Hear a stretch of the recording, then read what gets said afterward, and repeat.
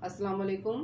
Samina Rashid, director Sufa welfare society official YouTube channel से मुखातिब हूँ आपसे।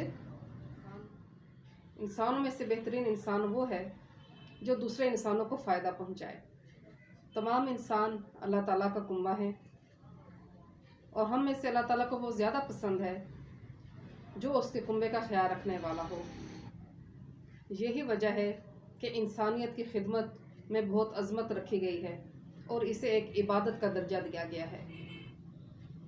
लिहाजा तमाम साहिब इख्तियार अफराद और इदारों से ये गुजारिश है कि बराए मेहरबानी समाजी बहबूद की खातिर इंसानियत पर रहम करते हुए मौत का कारोबार करने वालों पर कड़ी निगाह रखी जाए और उन्हें करार वाक़ई सज़ा दी जाए।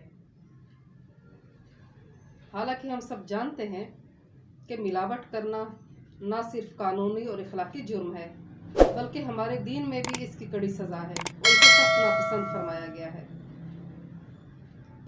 नबी आखिरुज़्ज़मां हज़रत मोहम्मद मुस्तफ़ा सल्लल्लाहु अलैहि वसल्लम का इरशाद है कि जिसने मिलावट की वो हम में से नहीं।